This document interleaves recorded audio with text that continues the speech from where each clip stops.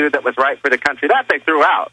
And of course, now they want it thrown out because most people look at what he's up to, realize that people like myself were not exaggerating.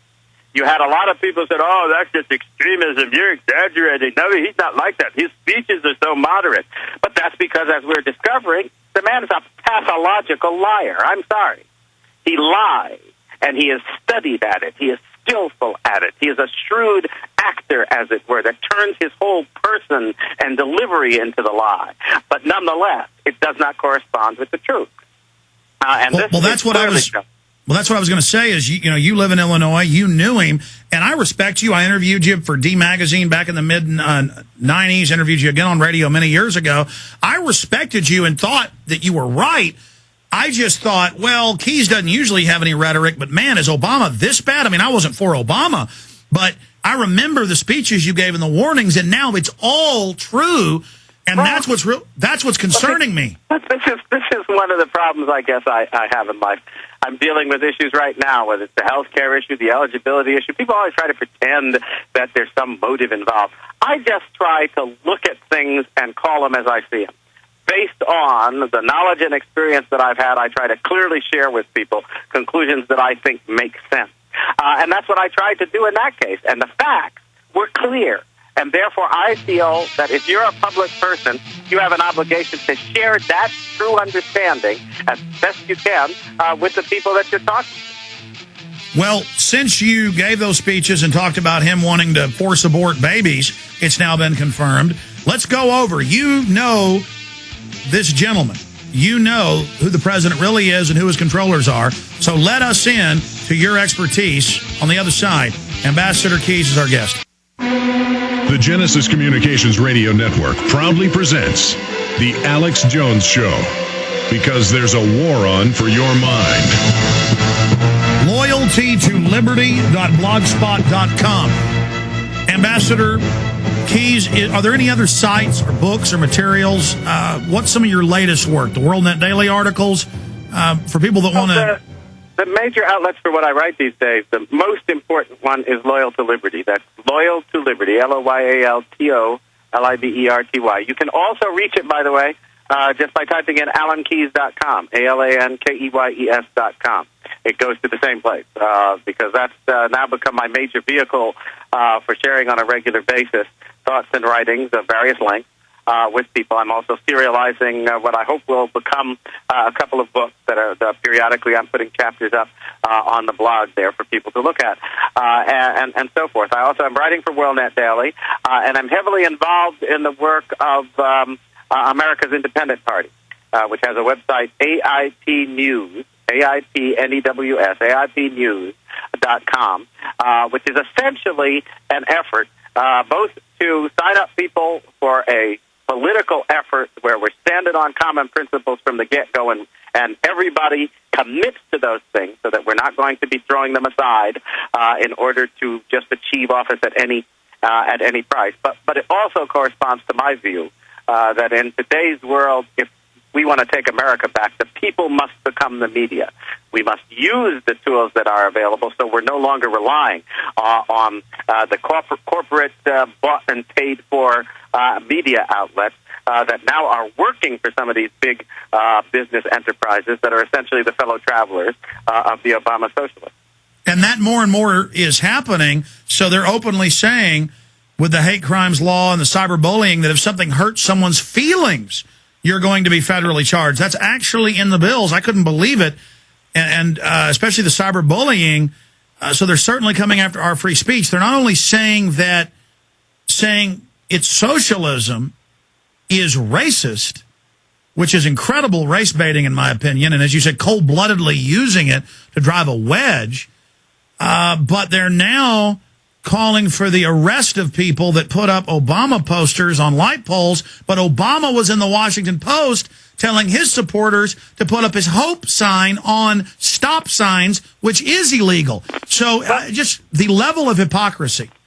Well, I think, though, it goes beyond hypocrisy, because hypocrisy would imply that it's almost just a function of the circumstances or particular occasion. It's not.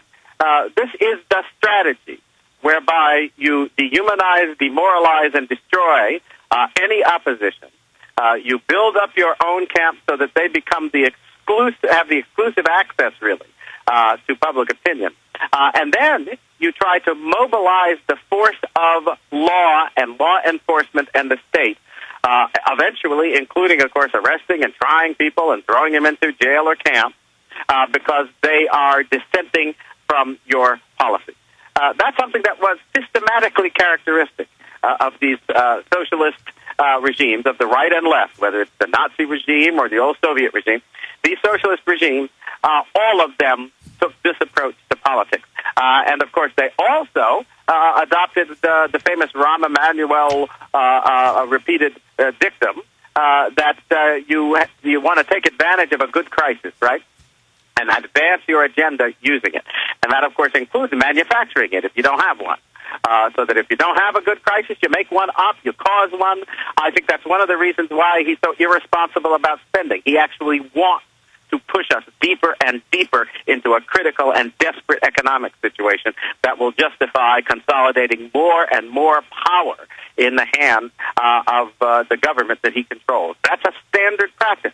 It just breaks my heart that because of the end of the Cold War, when we were actively confronted by the Soviets, people were more aware on a daily basis of who these people were, what they did, what practices they carried forward. It was something that you grew up with and knew and understood. I think we have now had, 20, 30 years in which that's become less and less the case, and you have a lot of folks now who don't realize that what we're watching is simply part of a pattern that was common from the mid-20th century forward. Yeah, in case you don't know, sir, it's up on Infowars.com. We have at least 6 different in English, 2 in Spanish, Florida news reports, and several of them call for my arrest. I didn't come up with the Obama Joker poster. I saw it in L.A. Nationally, they said it was racist. You should be arrested. So I put it up on my site, and I said, folks, we got to stand up to this attack on free speech. Post these in legal places everywhere. Now they're on the news calling for my arrest. So I can think of nothing more un-American, Ambassador. I want to get your take on that and get back to the question of, what makes them tick. You've been proven to be right about them. What are they going to try next? And then I want to get into some other issues like governors oppose DOD emergency powers. Obama wants to put 400,000 troops on the streets of America. You can't make this up. We're going back to Ambassador Alan Keyes here in just a moment. The website is loyaltoliberty.blogspot.com. We've got that up on the screen right now. If everybody will give it to you again before he leaves us. He's with us right to the end of the show. Another 25 minutes or so. Very honored to have him. I want to thank the sponsor of this hour of the show, Acola Blue. And it is an atmospheric water generator. It grabs 7.5 gallons out of the air a day and then sends it through reverse osmosis, a carbon filter, a bunch of other stuff. It's just a great unit. EcoloBlue.com, ECOLO Blue. Again, that's ECOLO Blue.com. Or give them a call at 800-691-6043. I have this in the office. I have this in my home. Just an amazing system. And doesn't come out of the tap. There's no fluoride, nothing in it. And then it goes through 7 filters. EcoloBlue.com or 800-691-6043, 800-691-6043. And I remember years ago listening to Mr. Keyes' radio show, So Informative. Didn't do that anymore, but he's all over talk radio and TV, and we always enjoy having him. And he got arrested. You could be there pro-abortion. You just couldn't be against it. We're going to talk about that coming up in a few minutes. But sir, continue with the free speech issue. How can you put up signs with Bush as the Joker, Bush as a vampire, and I wasn't a fan of Bush tripling the size of government. Now, Obama's tripled it in 7-8 months, though, so he obviously even worse. I didn't know that was possible. How do these people, in fact, take the Village Voice. They put out Bush as the vampire, killing the Statue of Liberty, drinking its blood. The very artist came out and said, no, it's okay to show Bush bad, but because Obama is partially African, you are not allowed to. I mean, it's just they've got so much bravado. They're just so incredibly arrogant and just so over the top they have no shame. Can you comment on what makes them tick and the attacks on your free speech? Well, first of all,